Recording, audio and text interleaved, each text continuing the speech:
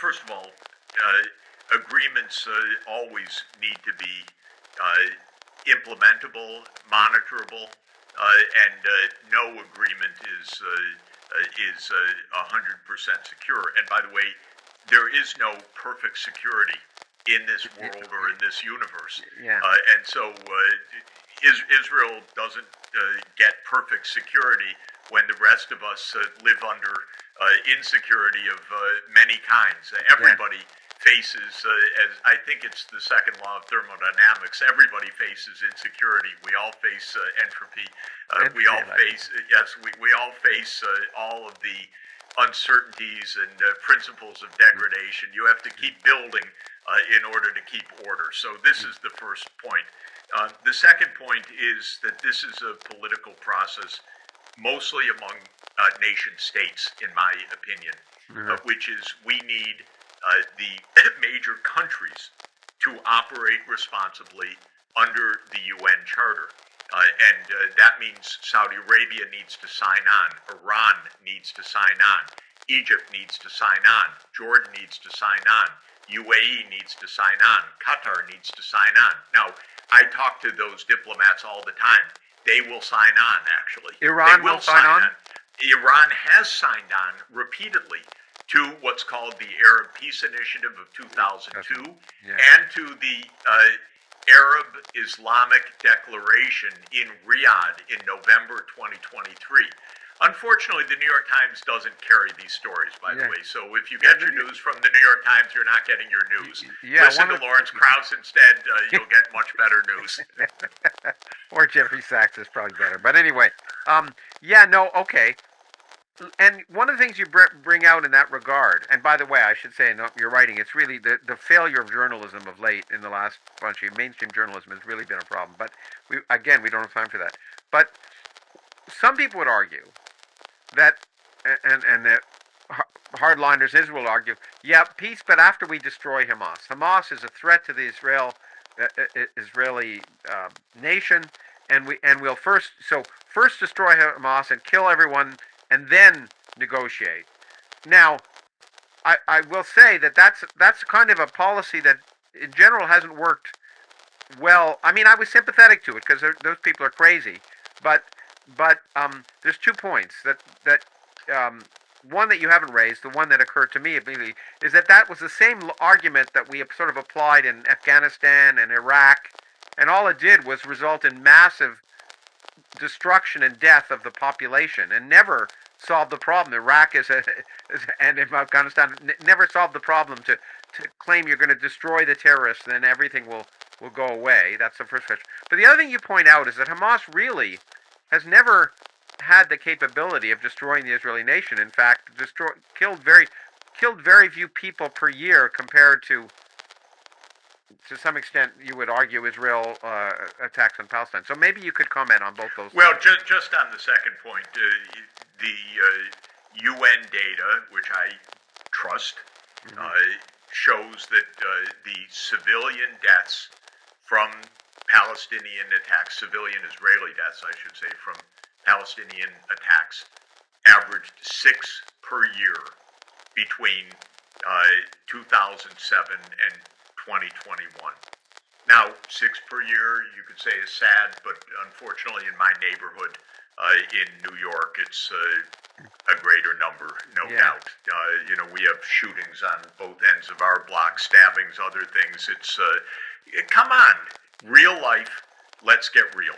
Hamas does not have an air force. Hamas does not have tanks. Hamas does not have anything that truly threatens Israel. Do I believe in manning a border with Gaza? Yes, I do. Do I think that Israel let its guard down on October 7? Absolutely. But does Hamas threaten Israel? No. By the way, does Iran threaten Israel? Yes. Of course it does. That's true of countries around the world. We're all threatened. We have nuclear-armed countries. Iran's not nuclear-armed. It could be at some point. Because we may let them. Yeah. There's no security in that way other than diplomacy. The idea that you eradicate all your foes is some kind of comic book description of the world, which is in fact, it does not exist. It does not exist. And one of your wonderful articles is diplomacy is the only way to solve the world problems. And it's sort of out of the. You point out diplomacy has disappeared when it comes to U.S.-Russia relations, U.S.-China relations, and I was just actually listening, and I'm going to have a podcast with someone who's involved in super communication, who points out that negotiations, something that doesn't, certainly one of the people at least, and maybe both people who are running for president don't seem to get, that negotiations in the end have to be win-win. They can't be win-lose. That you don't go to a negotiation to get what you want and the other person loses everything. It never works. It never works. One of the great lines of the late Shimon Peres, an Israeli leader, was you don't make peace with your friends, you make peace with your enemies. You don't negotiate with your friends, you negotiate with your enemies. That's the whole point, to find the mutual accommodation so that both sides survive. That's not so hard, but when you actually watch the diplomacy now, as I do hour by hour, the U.S. line is our friends and allies, our friends and allies. That's who we talk to, our friends and allies. Well, talk to the other side, damn it! Come on, because that's where the issue is. That's all sensible, and again, I'm sorry to keep cutting in, but we don't have much time. Otherwise, I'd let you go on but you have said something that people you have used the word apartheid and genocide when you talk about Israel, and I know I've heard people like Douglas Murray recently saying, look, there's a war, and Israel is not. The genocide is an interesting thing. Are you systematically trying to destroy a population? And the argument is that war, and it's certainly, for example, in the U.S. war in Iraq, for many more, 500,000 to 1 million people were killed versus 30,000. I never heard the term genocide applied there. Maybe it should have been, but it wasn't. What's the difference? Why are you willing to use that word? Well, the difference is it's not just me, by the way. There's a case before the International Court of Justice brought by South Africa, and the long part of the brief of South Africa, which people can find online, is the intent. Because under the 1948 Genocide Convention, the question of intent is crucial. And Israeli leaders like Bezalel Smotrich or Itamar Ben-Gvir, who are two cabinet ministers of great importance in the current government of Netanyahu, are so vulgar in their statements and in what they've said that you look at it and say, oh my God, the intent is there. Now, shame on them. I think when they speak Hebrew to their followers, they don't think anyone's listening. But in this day, everyone's got a mobile phone, everyone's taping and posting everything, so we're hearing all of this stuff. We didn't hear in Iraq statements by the U.S., as much as I hated that war, so don't get me wrong. Yeah. I thought that war was so stupid, misguided, and on phony print. But actually, Cheney did not say, as far as I know, we need to kill every one of those Iraqis, or we need to push the Iraqis out of Iraq. Or Iraq is ours, given to us by God.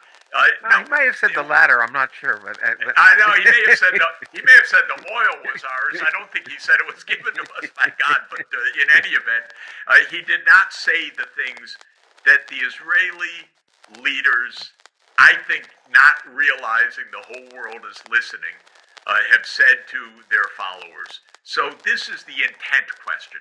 But the question is, on the troops on the ground are they intentionally murdering and killing Palestinians? The leaders are nuts. A lot of them will agree with that. Yeah, the leaders have sent the leaders have sent the soldiers in. In the recent times, when seeing the public in Israel finally, or maybe not finally, but effectively mobilizing against their leaders, right? Yeah, The leaders have sent the Israeli Defense Forces into Gaza and have given an assignment and mission which is horrific and I believe in violation of the 1948 Genocide Convention. For example, the starvation of hundreds of thousands of people is not a rhetorical flourish, it's an immediate reality. Okay, you don't starve hundreds of thousands of people. You don't. Under any circumstances, any form of war, and not be subject to the Genocide Convention. So the leaders are giving orders, and the leaders need to change their orders. And right now, I believe that Israel is extremely vulnerable. I think likely it will be found in violation of the Genocide Convention. In fact, yeah, one of the things we don't have time for is you basically said one of your articles is saving Israel by ending its war in Gaza. It's the only way to save Israel, you think, is ultimately ending that. And I hope that's the case. But that allows me a segment. I mean, in 10 minutes, I want to talk. It's not fair. I want to talk about two things you meant. One is the other boiling brew is Ukraine. Yeah. And then the other thing is a remarkable piece by you on U.S. foreign policy is a scam built on corruption. Mm-hmm. Let's go to Ukraine, and then let's go to foreign policy in general and the corruption of also you talk about the CIA, and there are facts in there that are remarkable and damning. It's really compelling reading, and I recommend people read it. But look, one of the things you said about Ukraine is something that, again, I actually posted one of your pieces on my Substack site because it seems to me so eminently reasonable, and I can't understand why people don't recognize there's no way to win. There's no way that Ukraine is going to defeat Russia in the sense of, there's no way that war is going to end. It's just going to keep going and going unless there are some discussions. But you do point out two things. One, which a lot of people, of course, disagree with, but a lot of it, that Russia was provoked, at least, by the U.S. reneging on its agreements regarding NATO, which it clearly did. And the other three things, which I think are worth raising in the public's recognition. Reneging on NATO, the overthrow, the coup in 2014, and the U.S. efforts to sabotage agreements that would have produced a diplomatic end to the war.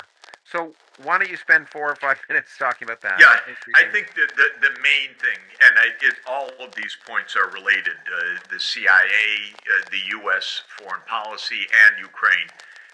If people want to understand this war, just read one article. Read Zbigniew Brzezinski's article in Foreign Affairs in 1997 called The Eurasia Strategy.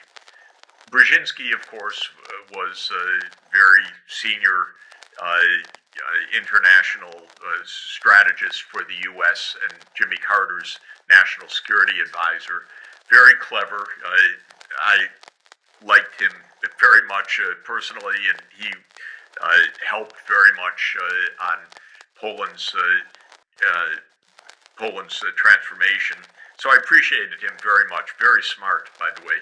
But his view was we need to corner Russia and weaken Russia and make Russia a second-rate or third-rate power, or Russia maybe will fall apart like the Soviet Union fell apart. And I think it was Brzezinski's Polish fervor also with its anti-Russian history that helped animate those views. But 1997, he spelled it all out. NATO's going to expand.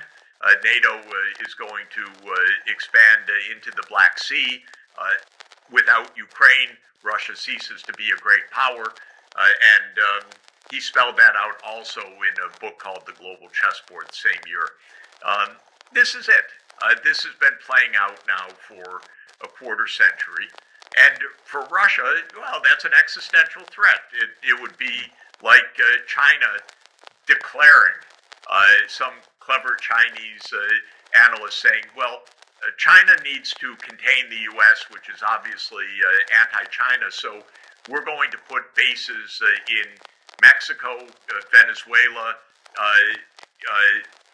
the Bahamas, throughout the Caribbean region, Canada, and so forth. And we'll tell the U.S. we're peace-loving and not to worry about it, but that's what we're going to do. Now, that's what we did vis-a-vis Russia. Russia said, no, please don't do that. Don't surround us. We don't want you all over our territory. And they kept saying that. And the Europeans, I know, because they told me, he said, your guy, George W. Bush, he's a little out of control. We don't need this NATO push in 2008 to Ukraine. This is gonna go badly. Someone today sent me from an advisor of Jacques Chirac some advice to Chirac in 2006, I think it is, where Chirac says we don't really want a war with Russia over this. So we walked into this. We thought we could do this without Russia objecting, or if they objected, so what? Or if they actually tried to resist, we would always win. We're the United States. We're the greatest power in the world. Russia's a pipsqueak. Russia's a gas station with nuclear weapons, as the phrase went. And basically, we walked into this, and for Russia, this was an existential threat. We don't want to be surrounded by the United States. And by the way, it wasn't just Ukraine, it's also the country of Georgia. Look at a map. How the hell could anyone say that that's a North Atlantic country, or that's a country that's going to shape the security of the North Atlantic states? That is a country that happens to be on the eastern border of the Black Sea, part of America's idea of surrounding Russia in the Black Sea. And note, one of the reasons why the Black Sea counts so much is that Russia has had its naval fleet in Sevastopol since 1783. And so the Black Sea is not just some incidental beachfront for Russia. It's absolutely fundamental. We walked into this when the Ukraine government said, maybe we don't want this is going to get us into a mess. We overthrew that government in 2014. Something that's very important. People, you never hear about that. And of course you don't hear about it. And so all of this has a history of recklessness, of upping the ante, of playing a weak hand. And the hand is weak for a reason that Obama did recognize, and I give him credit for this.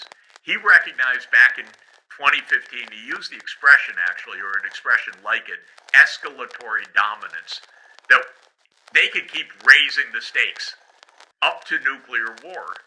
And in the end, we can't trump that. For us, it's, this is a good geopolitical play. If we get away with it and get NATO there, great, it's great, but it's not existential for us. The U.S. doesn't depend on Ukraine being in NATO or the U.S. having bases there, but for Russia, it's existential. And Obama realized, well, they've got nukes. They're gonna play their existential hand, where for us, it's a matter of convenience. I think most of the American strategists are stupid, by the way. I mean it in an intellectual sense. They don't think ahead. I'm, by the way, extremely unimpressed with most of our generals. Of course, I'm not talking about their military insights. I'm talking about their diplomatic ideas, because generals their job is not diplomacy. Their job is to fight a battle. Maybe they know something about that, so though sometimes you wonder. But when you put generals out in front of our policies, this is an absolutely wrong-headed approach. It's not their job. We have a general as a member of the cabinet right now. It's not their job. They don't get this stuff. Their job is weapons procurement or some strategy on a battlefield. Look, okay, why don't you just 1 minute talk about the mentioned 2014, but I think it's important people to know that there was willingness to have a diplomatic solution early on in the conflict with Ukraine, and By the way, which was U.S. scuttled. Russia wanted to have diplomacy for 30 years. That I know for sure. I know it firsthand for sure. And we always said, no, we're the United States. We don't need to talk with you. Yeah. This is the basic idea. And then when Russia and Ukraine actually negotiated an end to the war 2 months after it started, in Ankara, Turkey, with Turkish mediation, the U.S. stopped it. Give me a break. I'm telling you, they're not clever, these people. They're playing a lousy hand the wrong way. They keep raising the stakes. It's obvious that this isn't going to work. I've written about it for years that it's just going to fail. Aside from whatever one's views are, whether it's going to, I mean, how it's going to fail is unusual. But just looking at this, saying how could this conflict ever end except for diplomacy? It just seems impossible. This statement that we got to keep arming, we got to keep fighting, all it does is kill more people, and in the end, if it's gonna end in any other way than Armageddon, it's got to end by people talking. I mean, I just don't see if you asked a 6-year-old, in fact, Chomsky once said to me, if you ask a 5-year-old something, it's obvious to them, then it probably is true, but it's amazing how our leaders, how we hear the opposite when. I sometimes say, and I'm always corrected by my wife when I say it, I say they act like children, and my wife says, no, the children act better, because these people are operating on a news cycle and spin. They are not thinking what we call it sub-game perfection in game theory. How's this going to play out? You talk about game theory, and I wish we had time to talk about that, because that negotiation is a big question of game theory, and how to when no one can win, how to ultimately have a game end effectively. Well, one thing I'll say about game theory that I think is scientifically interesting and valid. Most game theory, what's called non-cooperative game theory, is you don't talk to the other side in game theory. Yeah. There is no communication. Yeah. And the famous prisoner's dilemma, where you show that the two sides end up in a non-cooperative mode, even though cooperation would be better for them, is this formalization where the story is that the prisoners are locked by their interrogators in separate rooms so that they're not allowed to communicate. But in our world, I keep saying to the White House, damn it, use my Zoom if you want, but call Putin. Don't think you're locked in a separate room, because we can talk with each other. The non-cooperative games actually you're right, only work without communication, and the communication interfaces that. Let me end with a question related to one of your U.S. policies, scam, build, and corruption. Something that would amaze me. U.S. military-linked outlays in 2024 will come to around $1.5 trillion, or roughly $12,000 per household. Ultimately, the argument there, which is not new, is that foreign policy is really not being based on logic or altruism, as often said, or even necessarily effective self-interest of the country. It's based on self-interest of people who are making a lot of money. So Ukraine, there is a rational argument for sending weapons to Ukraine if the people controlling that discussion are the people who are making money by the sale of weapons. Coming back to something that Eisenhower, I think he was the first person to use the word military-industrial complex. It's not 1961 new. 1961 farewell address. Yeah, and so are we seeing, is that at the root of this problem, ultimately? Yes.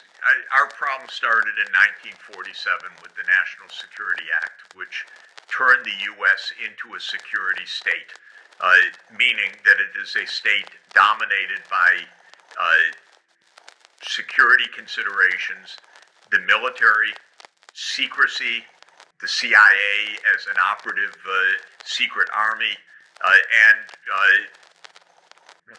what happened over time, a network of 800 overseas military bases in 80 countries. 80 countries. You know, you've got a lot of hardware all over the world. You've got a lot of military personnel all over the world. This is a huge, lucrative enterprise, and it is, it's about $1 trillion in direct military Pentagon outlays, and you add in the CIA, you add in Homeland Security, you add in veterans costs, which are enormous.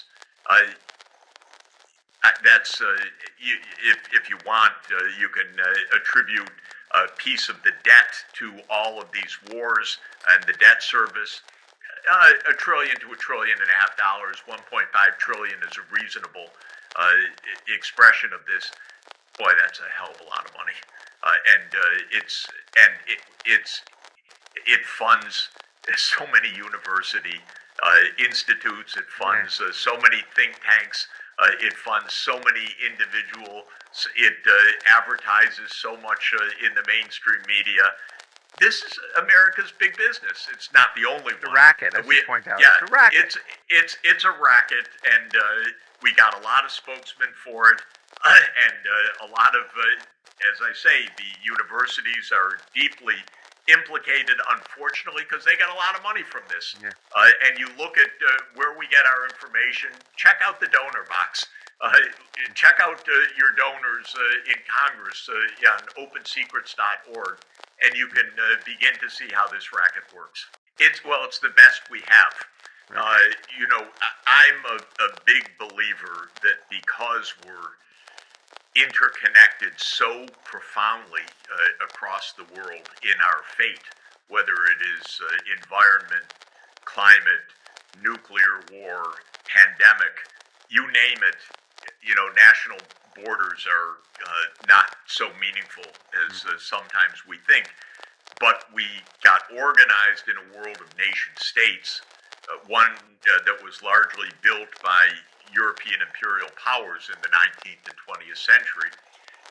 I believe we need global government, not as a sole government, obviously, but as a way to solve global problems. Mm-hmm. And this is an idea that is essentially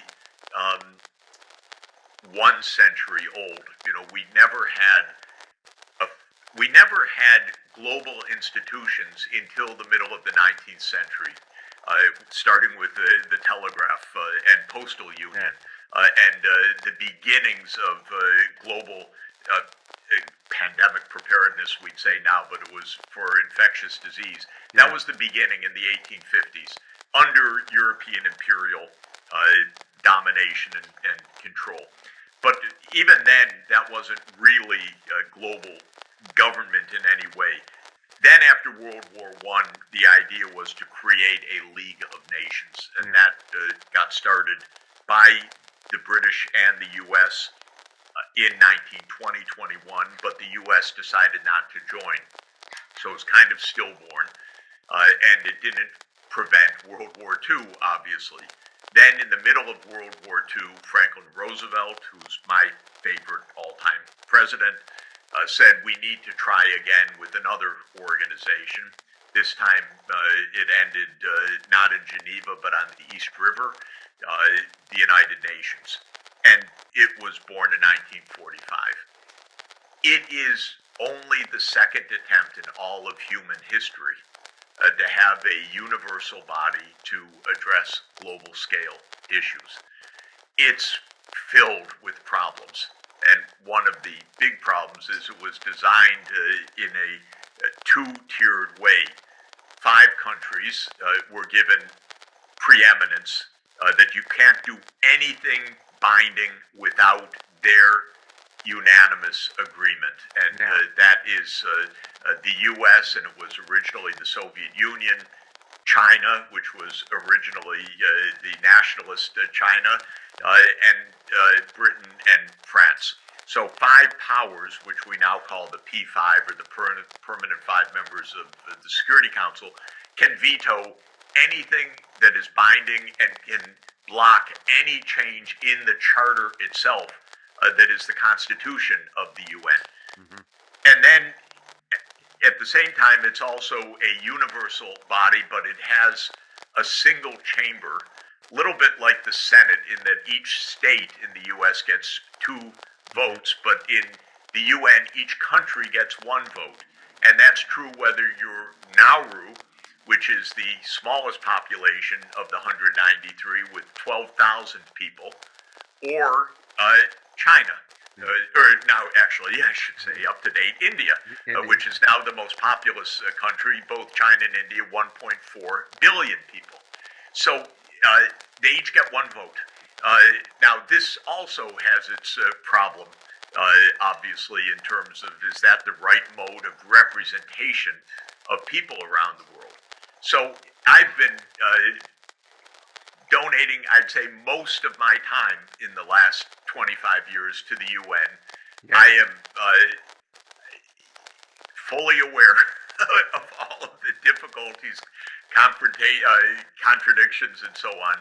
But I love the idea that 8 billion people through 193 representative national governments talk to each other at least. Yeah, I love the idea of the UN Security Council, and I testified a couple of times in the UN Security Council in the last 2 years, and I love the idea that in a civilized way, no one's shooting at each other in the room, except through their verbal statements.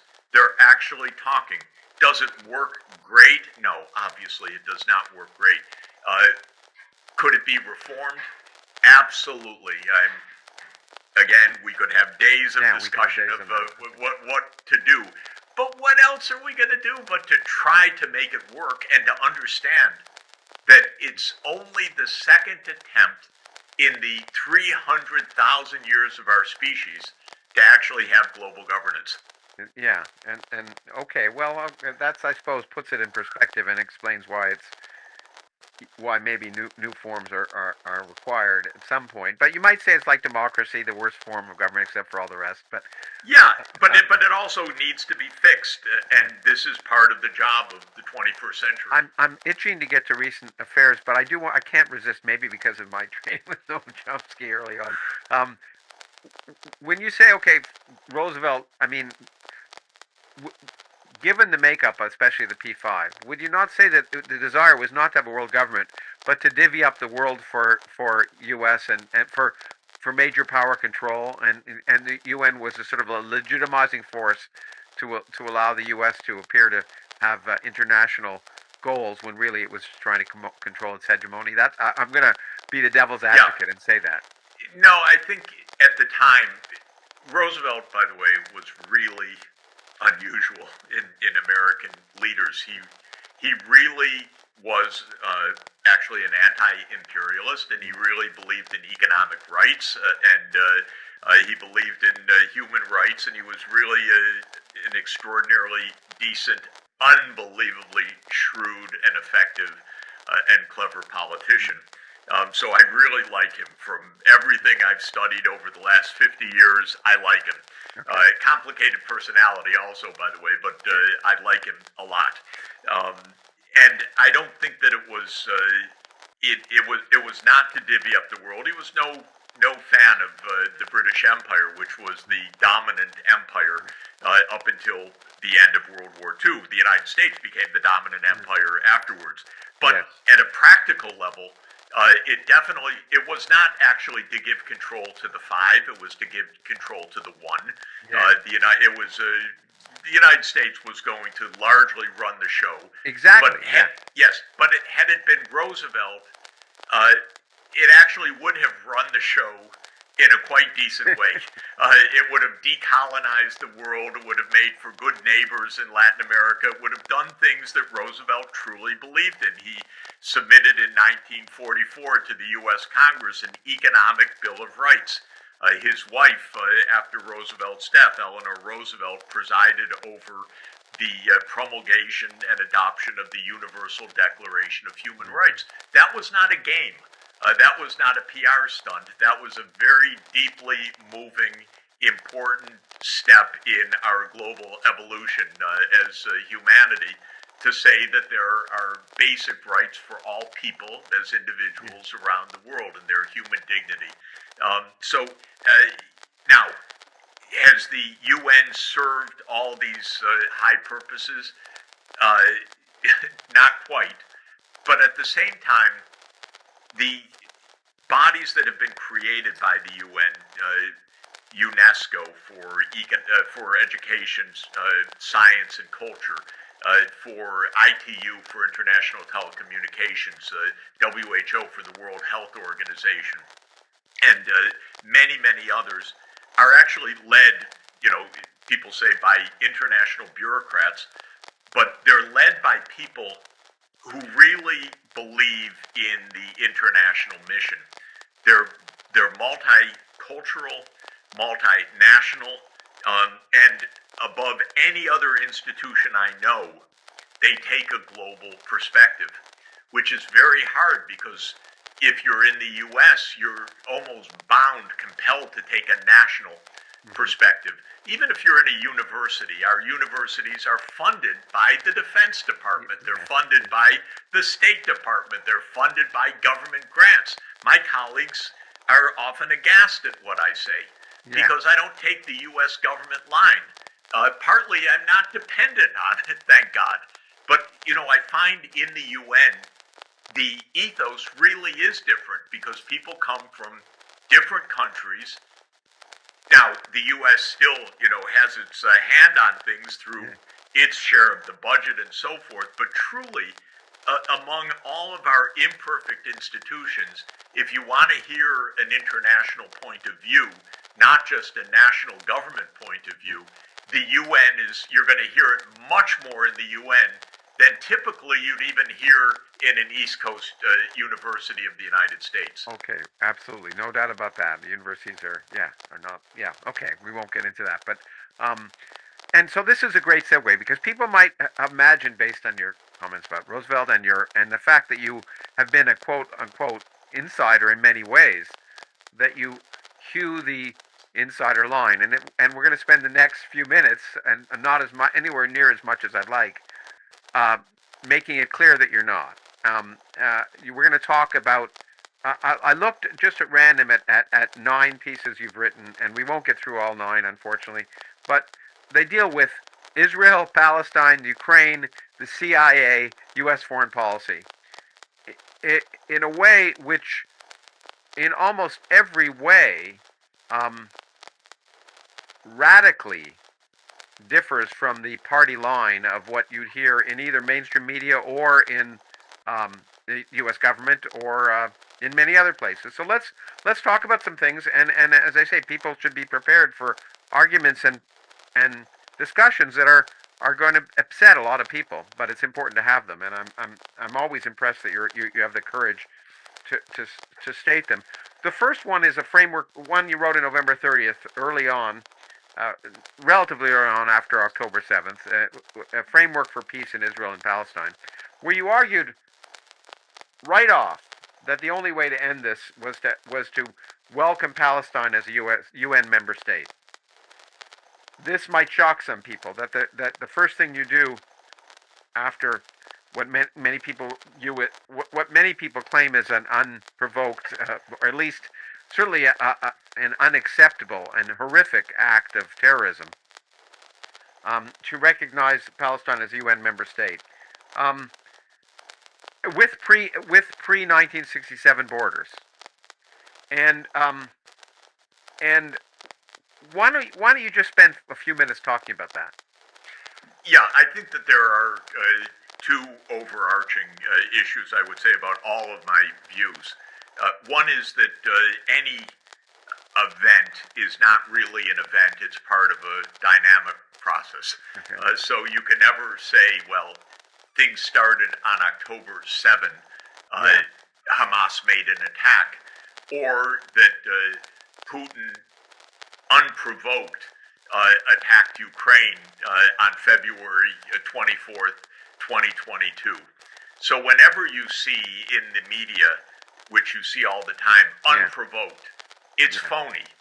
As a physicist, you would say, the world is governed by dynamical processes, they could have some uncertainties in them in the wave equation, or in Newtonian mechanics, we thought we were able to predict everything about the future from knowing the current state.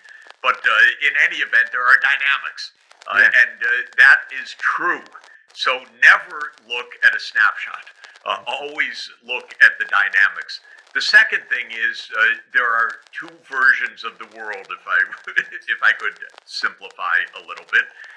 The United States policy truly is that the U.S. should run the show. This is actually formal doctrine. If you read formal, boring doctrine, like the security strategy or defense strategy of the United States, or in the academic world, the grand strategy in the international relations literature of the United States is to be the predominant power, or sometimes called the hegemon, or sometimes called the unipolar country.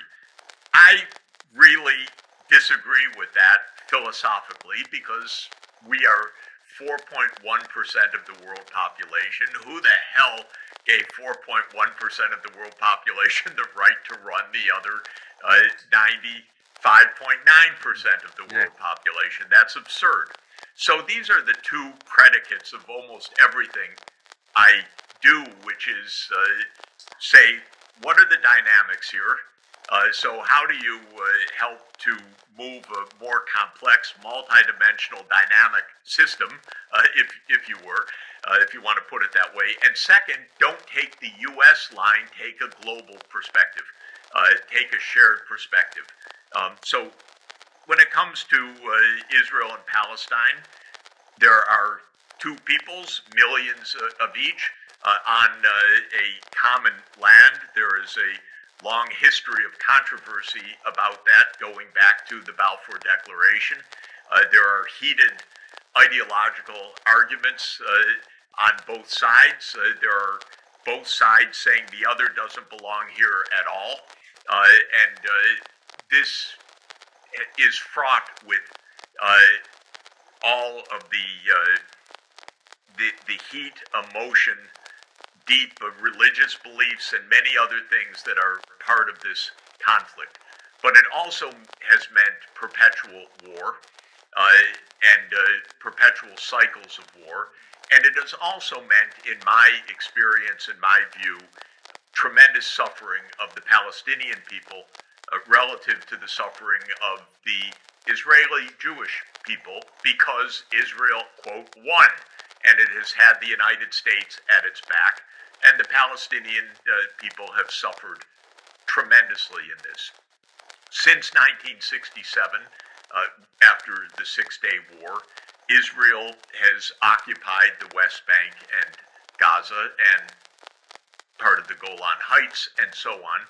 And I first went to Israel in 1972.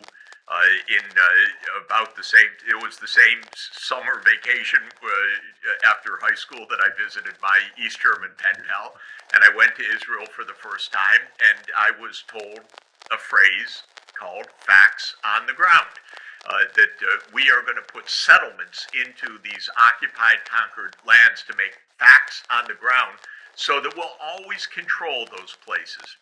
I was kind of innocent then. I didn't really understand the significance of it, but 52 years later, I came to understand much sooner than that this is going to be a recipe for profound unhappiness, injustice, and violence, and it has been. So I believe that those facts on the ground weren't quite so factual or clever as they said. There are now hundreds of thousands of Israeli settlers in the West Bank. 700,000. Yeah, and depending on where you draw lines and how you count, a couple 100,000 in East Jerusalem in some sense, or in the environment of East Jerusalem, another 500,000 away from Jerusalem. And that has created a lot of zealotry as well, because a lot of these settlers have a religious, deeply embedded. Yeah, exactly. And so they believe, well, God gave us this land and it's ours, and there's nothing more to say about it. So, to my mind, we've got to end this cycle of violence before it ends up killing everybody, including everybody in an escalating global war. And the way to do it is to divide the territory according to international law that has been promulgated for the last 57 years since the Six-Day War. And by international law, I mean votes of the UN Security Council principally, because that has said we need two states. It should be on the borders of the 4th of June, 1967. And it seems to me that this is what bargaining theory calls the focal point for the bargain. It's the only one that has a plausibility that can actually reach an outcome short of all-out war. And so there are people who say, well, we should have one state, or we should have a binational state, or we should have a democratic state. There are others who say there should be no Israel, wipe it off the map. There are those that say there should be no Palestine, wipe it off the map. I believe that the way to get this cycle of extreme violence and cruelty over is to implement international law. And I think it's going to happen, actually, that Palestine will become the 194th member of the United Nations. The U.S. is going to fight against this, but in the end, I don't think the U.S. can block this from happening. Israel, of course, is aghast at it. Yeah. So what? You say Israel's aghast. I think it's important to point out the government of Israel is aghast. Yeah, let me put it that way. I'm not sure the public is. No, you're right. I agree with you. I agree completely with you. Now, I want to get to some key points which you make, which I think are interesting, that counter the general narrative. But one point I do want to say, people would counter you, say Israel isn't occupying Gaza because Israel removed itself in 2005 or so willingly, and it occupies the West Bank, but not Gaza. Would you at least agree with that, or no? No, not at all. Good. If you have a prison and the guards guard the inmates going in and out of their cells, but they don't live inside the cells, I would say they're still occupying the prison. Okay. And so that's what Gaza is. I'm an economist. I'm not a conservation biologist or a specialist in your topic of integrative conservation. But I am working with the United Nations actively every day to try to implement the globally agreed goals that we have set for sustainable development. So I'm constantly wondering about and worrying about how we can actually achieve what we have set out to achieve. Now, the basic problem is that our institutional framework, our politics and our economic institutions are not aligned with sustainable development. They are not aligned with conservation.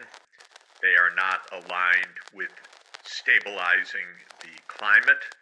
They are not aligned with protecting biodiversity. So we are in the middle of a crisis.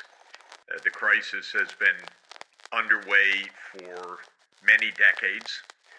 It's already more than 30 years since the world governments adopted 3 major environmental agreements. The first on climate change, the UNFCCC, or the UN Framework Convention on Climate Change. The second, the Convention on Biological Diversity. And the third, the UN Convention to Combat Desertification. And these were adopted back in the Rio Earth Summit in 1992. We are more than 30 years later, and not one of these treaties is actually being implemented successfully. The reasons are complex, but the basic problem is that the international market economy and our geopolitical environment, the way that governments interact, does not lead to success so far. time is also very short, because when we're dealing with biological conservation or climate change, it's not only a matter of delay, it's a matter of irreversibilities that we are facing. If we drive species to extinction, as far as we know, we're not going to recover them. If we exceed climate limits, we are not easily going to recover a safe climate.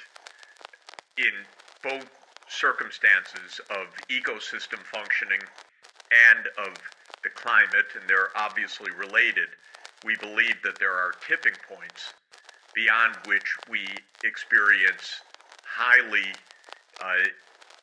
dangerous feedback effects and runaway effects that become irreversible.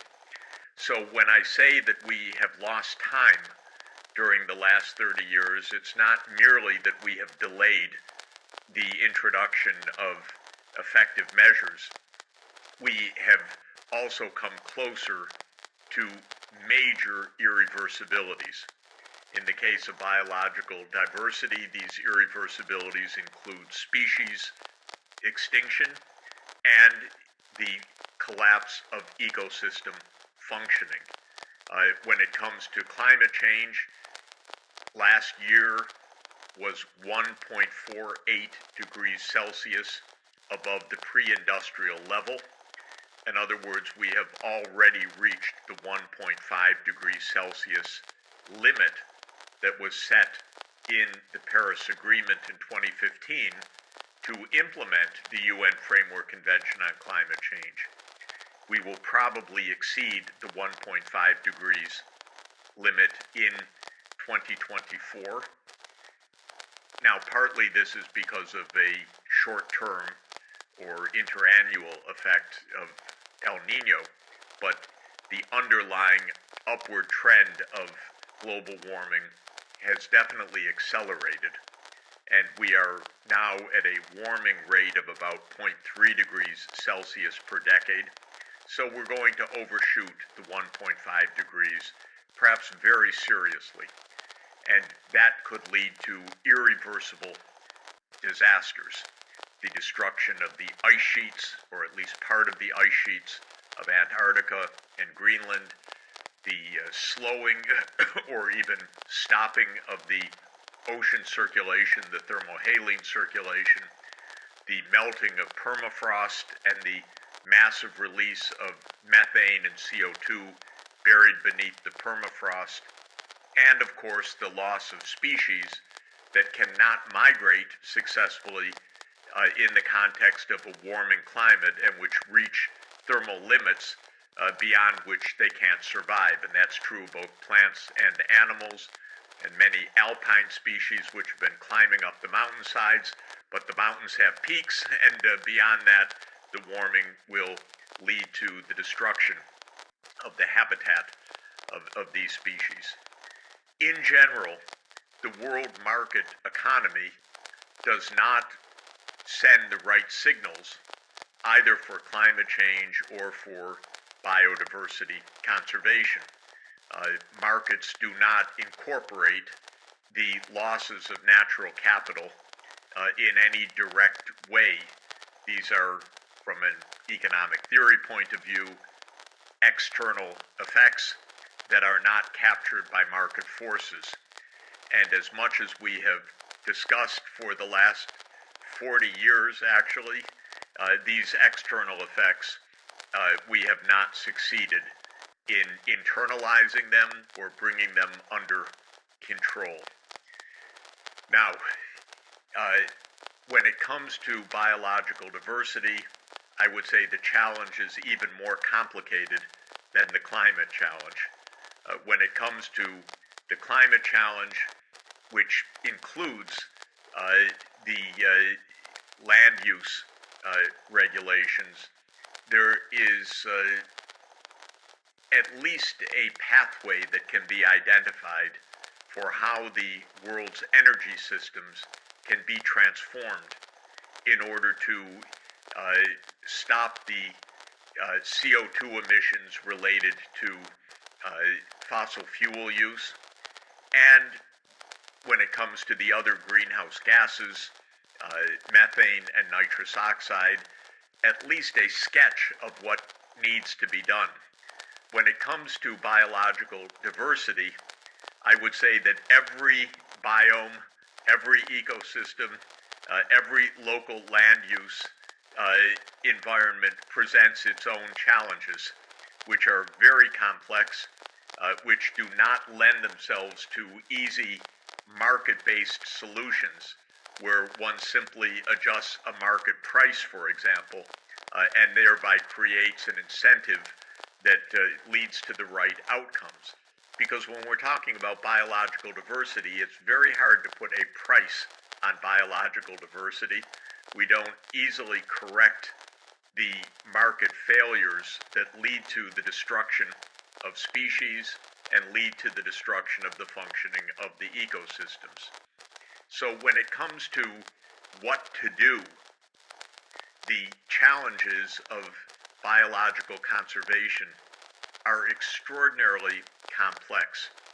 They cannot easily be summarized in the way that the climate agenda can be summarized. With the climate agenda, well, even there, of course, it's complex, but with the climate agenda, we say things like decarbonize the energy system by 2050, or reach net zero emissions by 2050. When we discuss the same issues with regard to biological diversity, we say protect a certain amount of land area, or stop or slow the destruction of habitat, or the extinction rates, and so on. But these are goals that are not easily turned into policies with effect. And so my own observation of these processes that I've been involved in a diplomatic level for the last 25 years on a daily basis is that both the climate agenda and the biodiversity agenda are complicated, but I would say the biodiversity agenda is even more complicated and less successful in terms of any kind of public awareness, set of policies, or measures of implementation. I think it's right to say we are on a path that is designed typically in the relevant species or the number of members of species, so the species abundance is in decline, whether it's fisheries or whether it's forests, or whether it's different classes of species, amphibians or pollinators or other groups. And we do not have effective mechanisms to address this decline that are actually working and operational. So what to do? My own approach, which I advocate for all issues, and I should say that when it comes to sustainable development, we're talking about not only the environmental crises, but also the social crises, the economic crises, the problems of extreme poverty. We have 17 SDGs, Sustainable Development Goals, after all. We have the climate crisis and so forth. My own view is that we need much more detailed specification of our objectives, of the ways to achieve them, and of their incorporation into national plans on a scientific basis, and then the identification of the policy instruments, whether it is economic incentives, regulation, land use, protected areas, and so forth, for how the scientifically specified objectives can be achieved, and then a systematic and frequent monitoring mechanism so that we are not simply meeting every 5 or 10 years to understand how bad things are going, but actually reporting almost in real time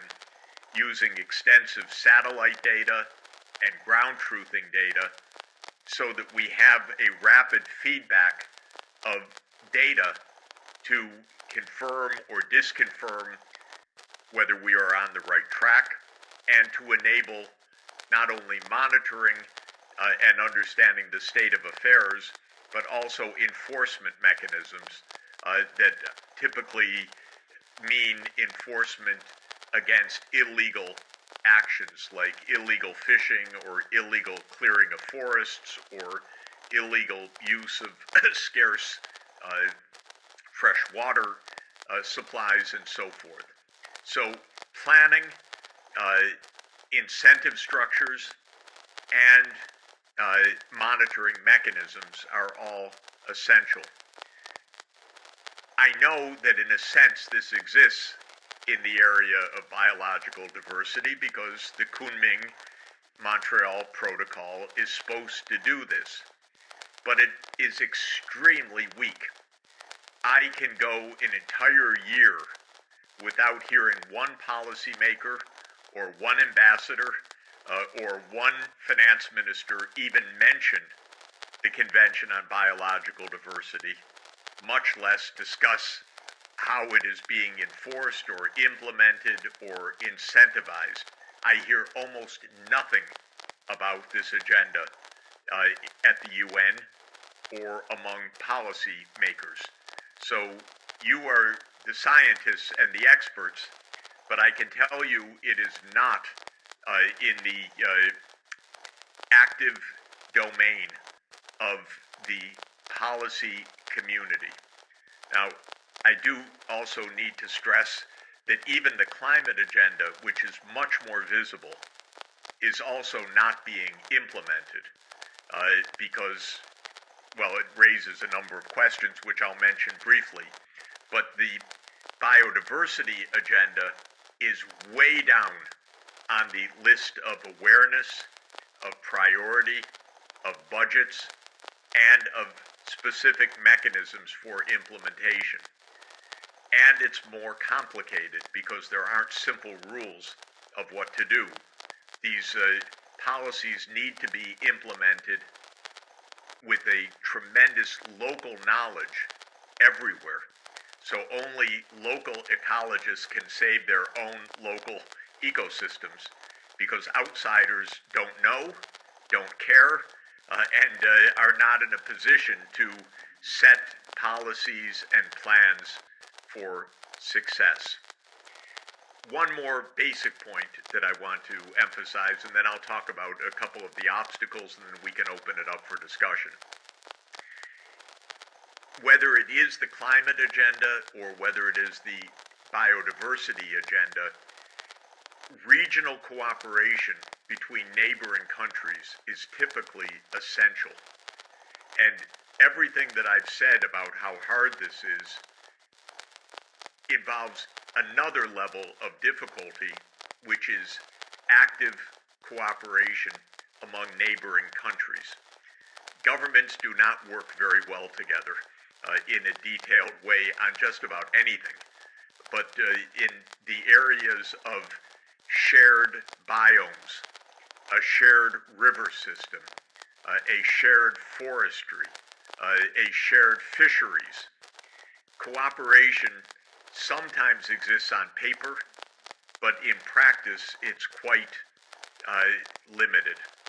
Usually in a rivershed, the upstream countries do what they want, and the downstream countries try to adjust to the consequences. When it comes to fisheries, the illegal fishing is pervasive. Fleets come in and they hope to avoid detection. They catch the fish and they leave. But enforcement is very weak.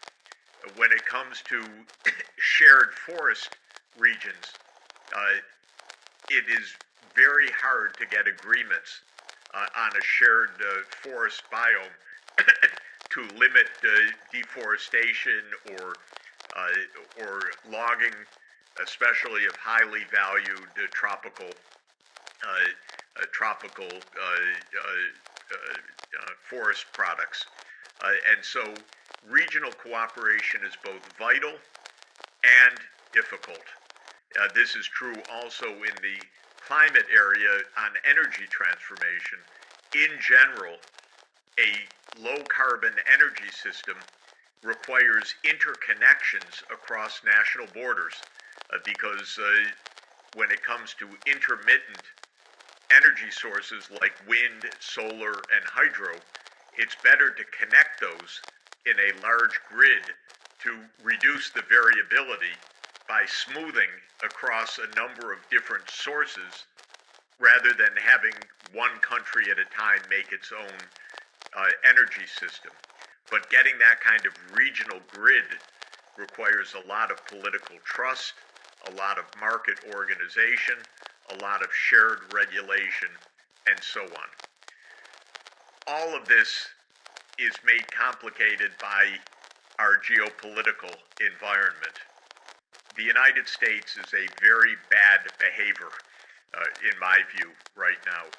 The U.S. government is more interested in its power, its military advantage, its dominance, than it is in sustainable development.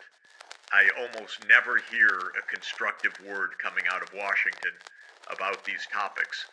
The only thing Washington is interested in is war, the military, and competition with China and competition with Russia. And this is all extremely short-sighted and dangerous and nasty, I have to say. So the geopolitical environment is also extremely difficult. Now, finally, let me just say what a world should be doing.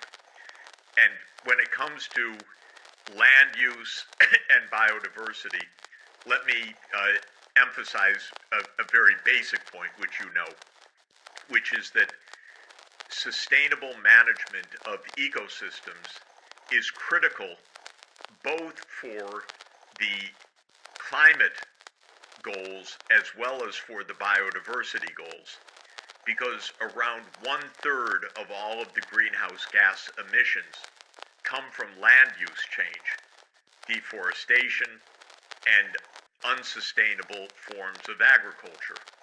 And so this means that if we're going to address the climate agenda, we intrinsically need to address the conservation agenda. We need to stop deforestation. We need to protect the ecosystem functions because they not only contribute directly to the biodiversity objectives, but they also contribute to the climate objectives, and of course, they're fundamental for many other objectives as well, for public health, for example, for access to safe water supplies, and so on. So this agenda of sustainable land use, conservation, and ecosystem protection is a pervasive objective, but it is a difficult one. It's difficult scientifically, and it's very difficult to implement.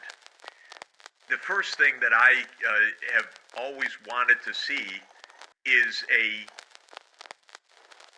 rigorous approach to land use planning that satisfies the needs of biological diversity conservation. My guru was the wonderful scientist Edward Wilson, who was a teacher of mine and a friend and a colleague, and he said, protect half the earth. And I always wanted to know which half. Where do we draw the lines? How do we determine this? For each country, can we show on a map where agriculture and cities can be and where the protected areas should be designated? I want the scientists to help us understand this. This obviously intersects very closely with the agriculture challenges. So ecologists and agronomists need to be working intimately together because the biggest challenge to biodiversity is probably the agriculture sector. It's the extension of farmlands, croplands, pasture lands. It's the drainage of water for irrigation. Agriculture is the great driver of land use change and of unsustainability and biodiversity loss. And yet the agronomists and the conservationists tend to view each other as enemies rather than as colleagues for how to actually draw the right maps to say, here's what can be done here and here's what should not be done here.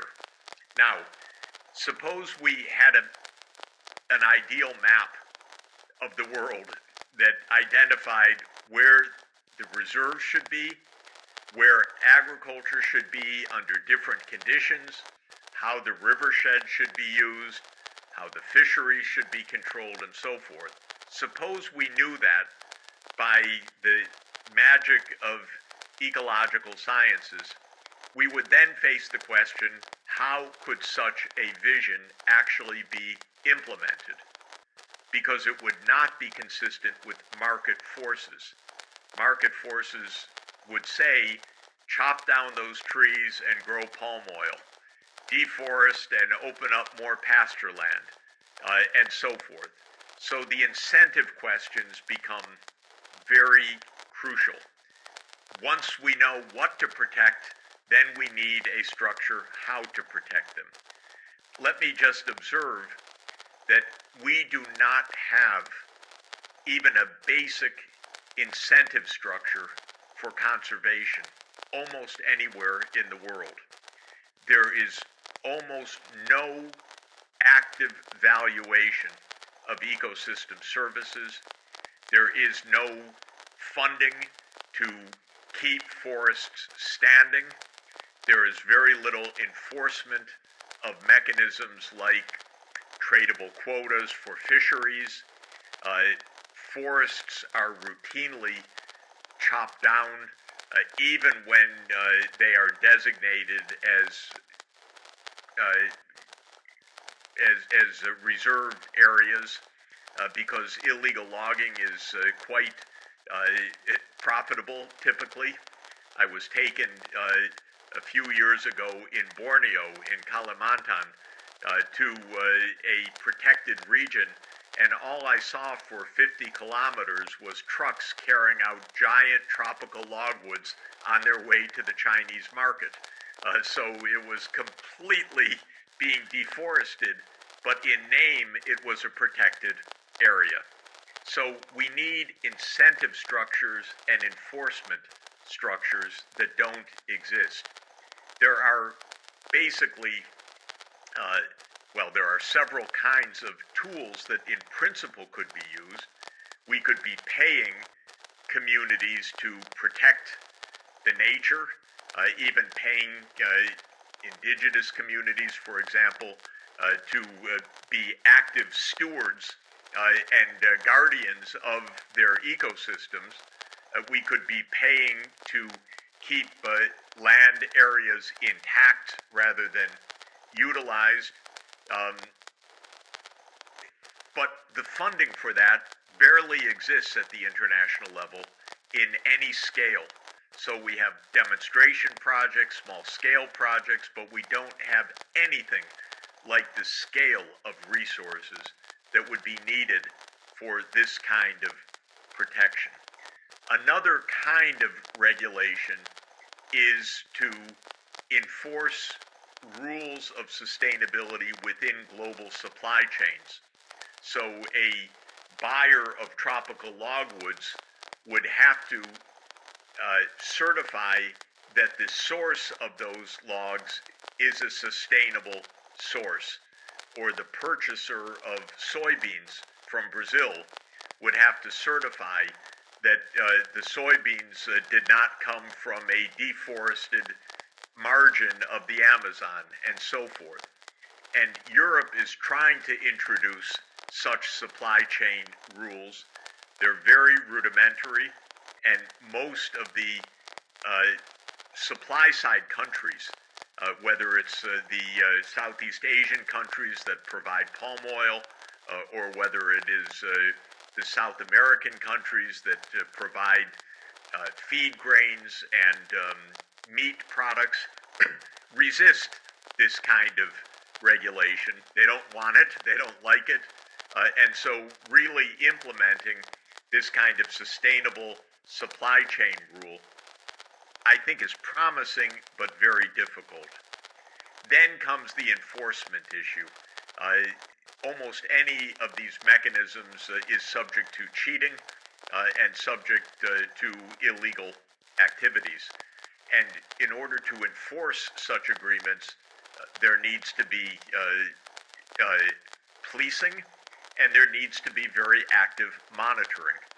I think one of the most important good points is that with satellite data, we can have daily monitoring. In fact, we can create real-time data on where deforestation is taking place or where ships are where they should not be in fishery zones and so on. So we have the capacity for monitoring that is much, much greater than it was ever before, because it can be done remotely and digitally. But still, we haven't implemented such systems in a detailed way. So maybe I'll pause here just to say we're running out of time. We need the scientists to say, here is what to do. Here are the rules that could actually be put in place. Then economists like myself can probably help by coming along and saying, here are incentive structures or regulations or financial mechanisms that can help to enforce what you, the conservation biologists, have identified as the substantive need in order to achieve the conservation goals that the world has set. Then, of course, we have the ultimate issue of trying to get the attention of our governments. For me, in the United States, this is especially hard because my government is especially nasty, I would say, incompetent and corrupt. And so it's rather difficult to get their attention because they're much more interested in war than they are in peace, and they're much more interested in unilateralism than they are in cooperation. But we have to try. So this is maybe where I'll stop and turn it back over to you for discussion. How close are we now to the Third World War? Close, unfortunately, I mean alarmingly, because we have conflicts in three regions that are very serious. Of course, the hot war in Ukraine, which is with all potential for massive escalation. We have the conflict in the Middle East, where Israel is absolutely trying to make a wider Middle East war to draw the U.S. Into active war. And we have the potential for war in Northeast Asia, especially over Taiwan, between China and the United States. And for me, it's not a coincidence that we have these three fronts. I attribute them to the aggressiveness of U.S. foreign policy. I think really almost a delusional aggressiveness, a belief either in America's unipolarity and its dominance, or a desire to maintain a dominance that is unachievable but is extraordinarily dangerous if pursued.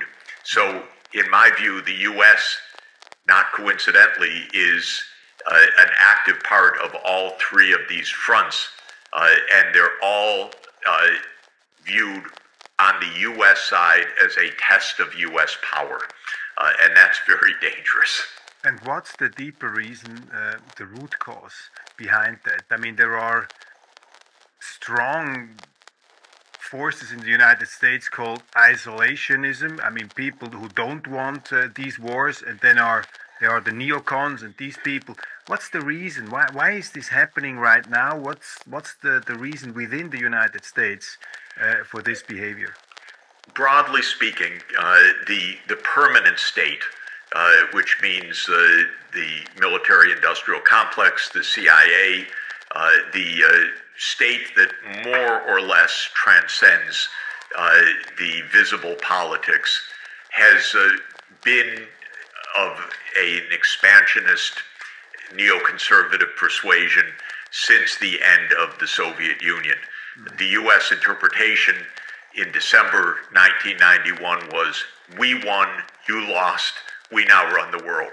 And the idea explicitly put, actually in many formal documents of the U.S., is that now the U.S. will maintain primacy or full spectrum dominance, so-called, meaning economic, financial, technological, and military, in each region of the world, and be able to fight a two-front war or three-front war. Now, this manifested itself in a number of very specific policies. In the European sphere, this manifested itself in the expansion of NATO after 1992. It's all ironic because NATO, of course, was a military alliance established to defend against the Soviet Union, which ceased to exist in December 1991. And indeed, Gorbachev explicitly disbanded the Warsaw Pact alliance in 1990.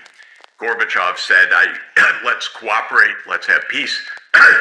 The United States said, oh, we get it, we won, you lost. And so the difference of point of view was that the U.S. viewed Russia as a kind of pathetic. The phrase that was constantly used was a gas station with nuclear weapons, but that Russia was pathetic, it was on its knees. Now we can expand NATO. Of course, I think we've talked about it, and it should be widely understood that the U.S. and Germany had explicitly promised Gorbachev and Yeltsin that NATO would not move 1 inch eastward in 1990. If people think that that is, pro-Putin propaganda, they should look at what's called the National Security Archive of George Washington University to get all the documentation. This was repeated time and again. Now, this is what happened in the European sphere: expand NATO to the east, get out of the anti-ballistic missile treaty, put in new anti-ballistic missiles in Central and Eastern Europe, notably in Poland and Romania to this point, insist that the U.S. can go wherever it wants in this alliance, up to and including the 2,100-kilometer Ukraine-Russia border, and including the eastern Black Sea, which to my mind is mind-boggling to think that Georgia is a North Atlantic state that should be a member of NATO. Now, in the Asia-Pacific region, this was of lesser concern to American policymakers until around 2010, because the U.S. just thought that China was a bunch of rice-growing villages, that it was poor, that it would assemble U.S. iPhones and whatever, but that it was not of any significance. And it finally dawned on these geniuses in the U.S. security state sometime around 2010 that China was becoming a great success economically and technologically. Now, my view as an economist was a great success. Hooray! Good for the Chinese people, good for the world economy, good for global prosperity. But from a us versus them perspective, which I, of course, don't share, of the U.S. security state, suddenly China became a dire threat. And starting around 2014, a new doctrine of containing China was adopted by the U.S. Officialdom, and this has transcended now Obama, Trump, and Biden. One basic point I should mention is that while the discourse is about Trump versus Biden or partisan politics, what we're observing in Europe, in the Middle East, and in East Asia is not partisan politics. It is a deep state U.S. strategy. This is different. That's, by the way, not crazy conspiracy talk. That just means that there is a national strategy which transcends a particular administration. And we have these organizations, especially the CIA, the intelligence community, the Pentagon, the weapons contractors that have a time horizon that's longer term than a political cycle. I just had a conversation with Matthias Döpfner. He's the chief of the Springer Company. He's at the board of directors of Netflix. He's the owner of Politico. And his newspapers are strongly advocating Western resistance towards Eastern despotism. I mean, we had a conversation about that. This is an argument you hear also in Switzerland. They say, well, you know, China is a threat. They are undergoing, they're like evading the WTO rules. We have Russia, which is an autocracy. And there is a sense, and I think it's an authentic sense with these voices, that somehow our way of life, our democracy is threatened. Therefore, we have to contain for these countries, these powers. What are you? I'm sure you're confronted with this argument as well. What do you counter in this sense? What's your answer to that? Well, first of all, it's a meme or a theme that goes back to Herodotus in the Greek-Persian Wars. It's a theme since Alexander and the Hellenistic empires that he created. It is a theme of the Roman Empire in its battles with the Parthians, with the Persians, that went on for several centuries.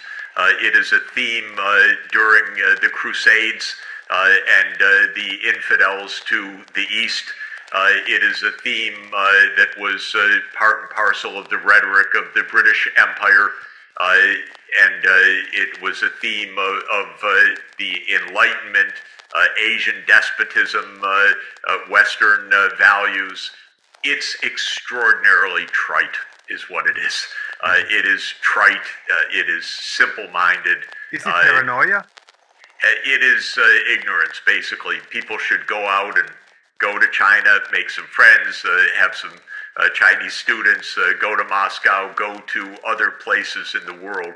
This us versus them mentality is kind of a primitive. Maybe it's a basic psychological state.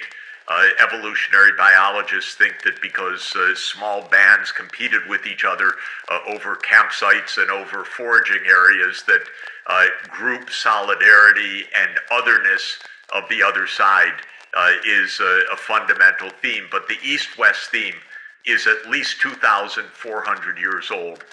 It's a little boring, and it's such a crude character. And when Biden came into office, of course, he's not a very intelligent person, even when he was younger.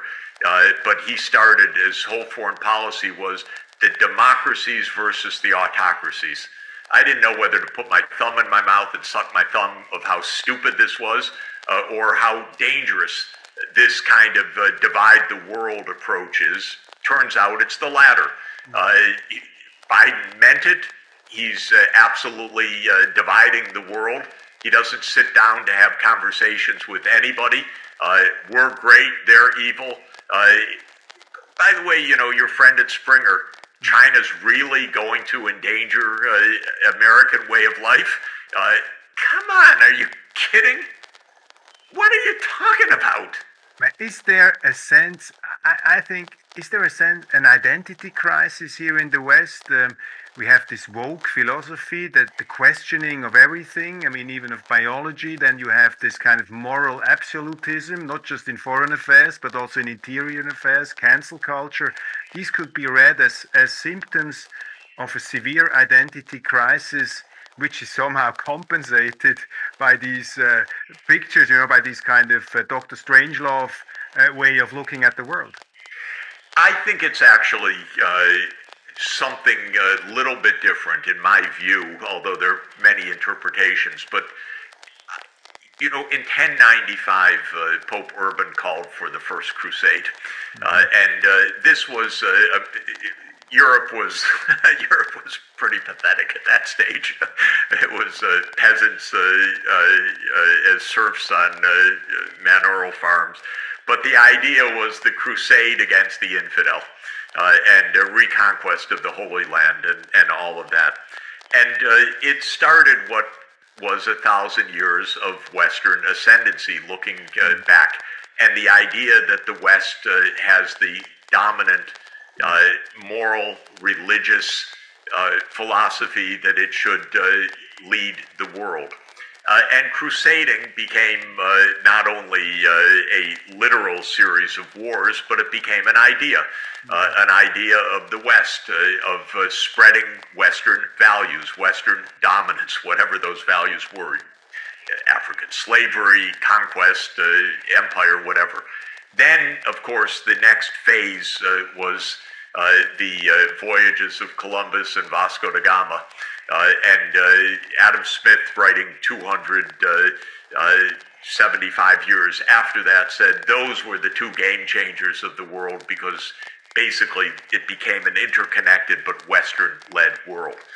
Then with the industrialization of the 19th century, and with Darwinism, by the way, in its interpretations by social Darwinists, the idea was Europe is superior in power, it is superior in values, probably it's superior in genetics, became the new idea when the idea of evolution and genetics came at the beginning of the 20th century. So you would say that this is kind of a superiority complex that is still raging within the West, if I understand correctly. but with one major fact, which is that it's so flawed, so arrogant, and now we live in a multipolar world. The great trick of Protestantism was teaching people how to read. And so literacy came early to Europe's north. That was a huge economic advantage, by the way. Huge! Probably the most significant thing was the printing press and Luther saying, read the Bible on your own, and Calvin saying, read the Bible. Suddenly literacy. Okay, the rest of the world basically illiterate. One part of the world literate. And then saying, we're literate? We have advanced technology. We're superior. Oh, we're genetically superior. Oh, we're racially superior. So this became the idea. Now, all of it was a kind of cruel nonsense, even in historical terms, because the other great civilizations were, we've been here too for 3,000 years, sorry to tell you. And now we're really, truly at a moment where the United States can't get its way in Ukraine. The United States can't get its way in Taiwan. The United States can't get its way in the Middle East. The Arabs have woken up, by the way. They've been manipulated by the British Empire and by the French and by the American Empire for 100 years. They're saying, stop, no more, don't manipulate us. So what's happening is 1,000 years, or you could say since Herodotus, but basically 1,000 or 500 or 200 years, depending on when you want to date it, of perceived European superiority. What your counterpart Springer said, Western values. That's not just we have our values, that's our superiority is what's being expressed there. This is being challenged, understandably, properly, by the fact that there are other people in the world, thank you.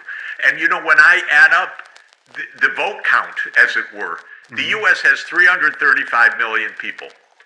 European Union has 450 million people.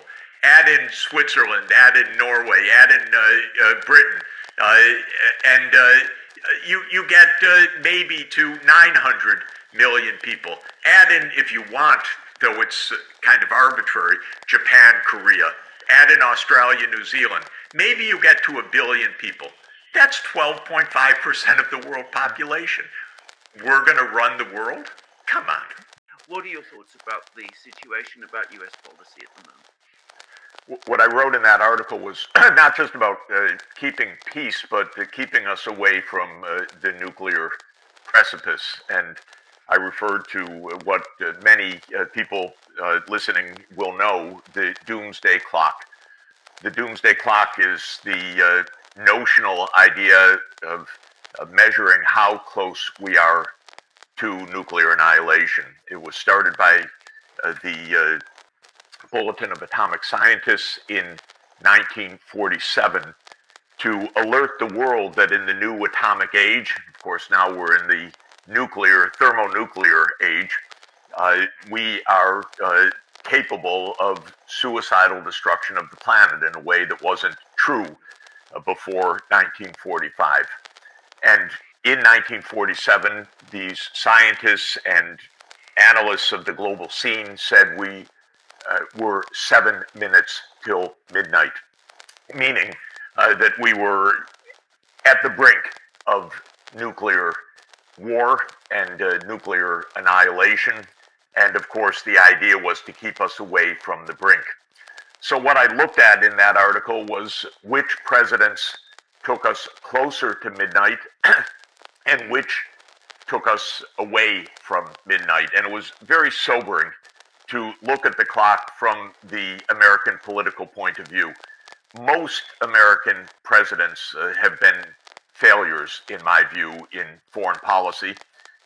Most have made the world more dangerous, not less dangerous. Most, of course, have presided over CIA campaigns to overthrow governments around the world. There have been perhaps 90 such regime change operations since 1947. They continue until this day. The U.S. foreign policy is based first and foremost on the principle, if you don't like your opponent, overthrow it, which is a very strange kind of diplomacy. Most diplomacy is if you don't like your opponent, find out a way to live together, actually have diplomacy.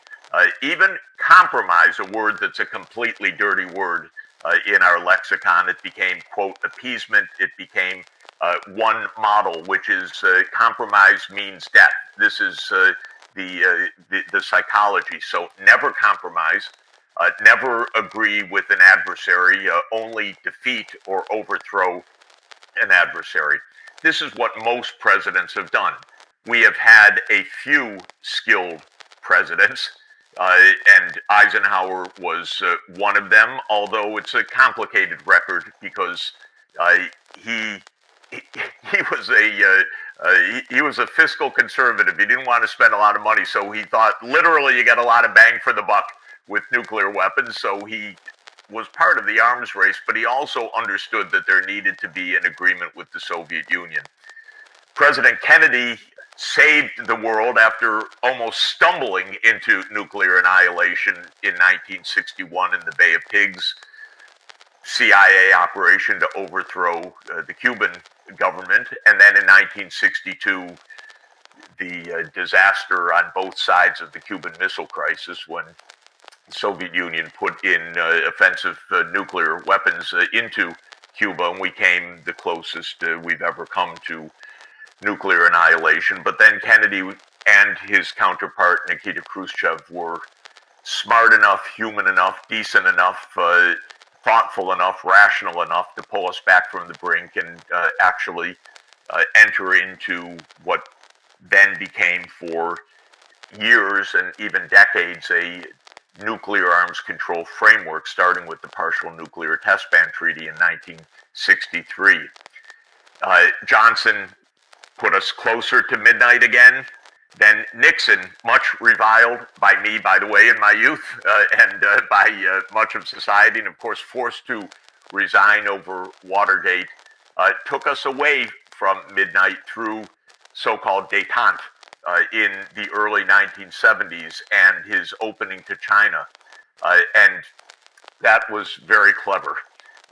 Jimmy Carter, who I liked as a president, contrary to much foreign policy, actually took us back towards midnight, to my chagrin, because we all learned decades after the fact and directly from the strategic author, the tactical author of this blunder, Zbigniew Brzezinski, was very proud of having assigned the CIA to run jihadists in Afghanistan, starting in 1979, with the idea of entrapping the Soviet Union in an Afghan invasion. So we created what became Al-Qaeda, what became the jihadist terrorism. This was a CIA op.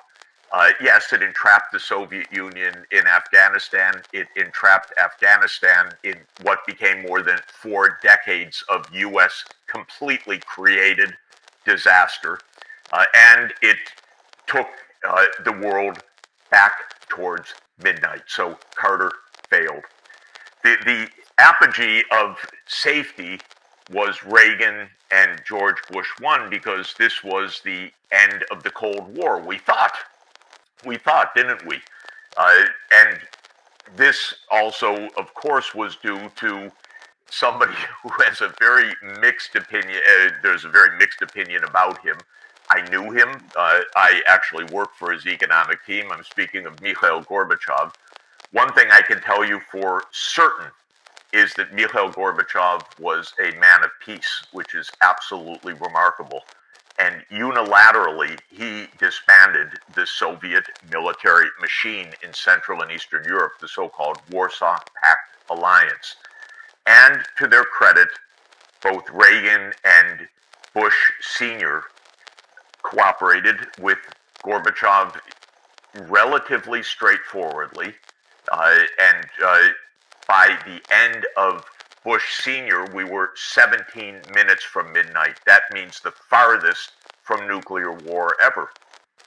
But a funny thing happened on the way to peace, and that is the point of today, which is the U.S. could not take yes for an answer.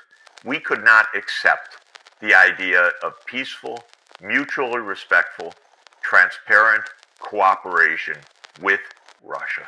We just couldn't accept it. And by the way, what is fascinating looking back, it wasn't even about communism, which was the great bogeyman of the age. It was about Russia. Because as communism ended, as the Soviet Union ended, now we know, and this I think is the main point for our day, we know that as early as 1992, the goal, as expressed by then Defense Secretary Richard Cheney, who became perhaps the most influential single architect of American foreign policy for the next 20 years, was not only to end the Soviet threat or the communist threat, but to dismember Russia as well. Cheney's argument in 1992 was, well, the Soviet Union dissolved. Let's do the same with Russia. Russia can dissolve. And a very insightful way to understand this remarkably dangerous, bizarre, irresponsible, reckless idea is an article by Zbigniew Brzezinski, one of the architects of all of this period, in 1997, in an essay in Foreign Affairs magazine called A Strategy for Eurasia. And Brzezinski just casually notes, maybe we need 3 Russias in a loose confederation, maybe a European Russia, maybe a Siberian Russia, maybe a Far East Russia. Together, yes, but in a loose confederation. The point of reading this is to think about the arrogance, the hubris of American foreign policy, that it's going to dismember Russia. And that, I believe, has been the more than 30-year campaign. Dismember, surround, regime change operation, you name it, but we've got Russia on the ropes. The Soviet Union went down because we defeated it, not because of Gorbachev, not because of peace, not because of making a cooperative offering, but because we are the unipolar power of the world. No one comes close. The greatest colossus in world history, greater than the Roman Empire. This is how American leaders thought back in the 1990s. We have a president who lives today in the 1990s, Biden. This is his formation. It may be his current mental apparatus for all I know, but it is his phraseology till today, the indispensable country, the sole superpower, the country that the whole world turns to for leadership. And the idea was from the start, weaken, dismember, overthrow Russia. We are the sole superpower. So that's where NATO enlargement came in. That's where the U.S. support for jihadists around Russia's boundaries, whether in Chechnya or in the former Yugoslavia, came in, breaking apart Serbia in 1999 with the deliberate attempt to weaken a Russian ally, as well as to implant a NATO base in a, quote, new country, Kosovo. Oh, you're not supposed to change the map. The United States changed the map to have a NATO military base in Bondesteel and to break apart Serbia. 2002, withdraw from the ABM treaty unilaterally, the anti-ballistic missile treaty, put in Aegis missile systems in Poland and Romania starting in 2010, and of course, expand NATO to surround Russia in the Black Sea. Another Brzezinski project spelled out in 1997, stealing, as we've discussed in the past, from Lord Palmerston's ideas of the 1850s. Some ideas, some horrible ideas never die, and this one was brought back to life. But the point, Alexander, is that the presidents from Clinton onward, every single one, Clinton, Bush Jr., Obama, Trump, and Biden, every single one has moved us closer to midnight in the Bulletin of Atomic Scientists Doomsday Clock. And we are now 90 seconds to midnight. Are you kidding? 90, they're trying to tell us something. And it's true. And if you don't hear it from the Doomsday Clock, just listen to any stupid European politician these days. Because one is more stupid than the next. Let's taunt Russia. Let's provoke Russia. Of course, let's bomb Russia. Let's destroy Russia, says the big Baltic state presidents that want to bring us to nuclear disaster. One after the other makes no rational sense at all. Biden is adrift. He can't lead. So we are, as I have been thinking, with a stuck rudder heading towards the precipice, heading towards midnight, if you will, in the Doomsday Clock metaphor. And every day is bringing us closer, because we have a three-front conflict right now, not one of which is being tamped down. We have Ukraine, we have the Middle East, and it's not only Israel's crazed and genocidal assault in Gaza, it's Israel's continuing attacks on Iran to bring the United States into a war with Iran. Good idea, Israel. Now we need hear today, even from the New York Times, no less, it's Israel's fake bot campaign on social media to continue to influence U.S. Congress. We don't even need to know about the fake social accounts, because the Israel lobby is powerful enough that it has held Congress in its thrall all this period. And we have the third front in Asia. As if it isn't enough, we are absolutely talking every day now. We have politicians. These are grown-ups, at least in appearance and by birth date, talking about war with China. So this is a kind of collective insanity. And incidentally, I had an interview with Tucker Carlson recently, and it generates a lot of viewers and a lot of mail.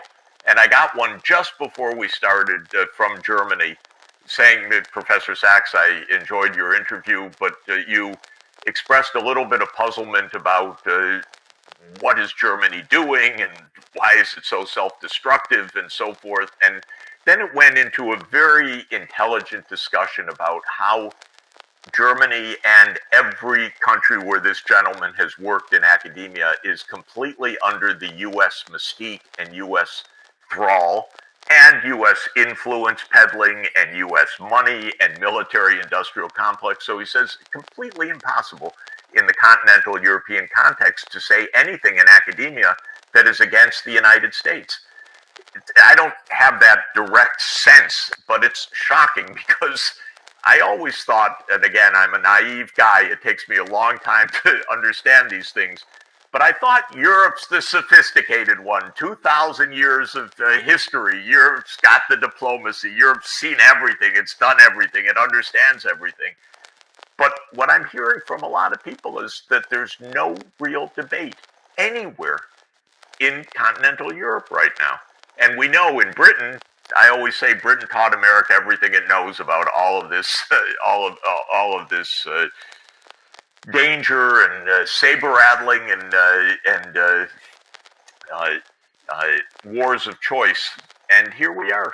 So 5 presidents in a row carrying us closer to nuclear annihilation than ever, and an American political system utterly and completely incapable of addressing this right now. Elections don't matter in November. This is something beyond the elections. This is something about the mentality, about the scale of the military-industrial complex, about the depth of these long-term projects, about the special role of the CIA in American society, because almost surely the most powerful institution in the land and the least known and least understood by design. And interestingly, just one last point of the rant, and sorry to carry on, but when there's a real negotiation in the Middle East, when you really need to sit down to talk with Hamas, who goes from the United States? Not Blinken, but Burns, the CIA director. This is not an incidental point. What the hell is the CIA director doing negotiating this arrangement? The CIA is supposed to be an intelligence agency. Of course, we know it's a secret army. But it's amazing to see that. CIA director should not be the negotiator. But the CIA director is the negotiator because that's the real power in the American system right now.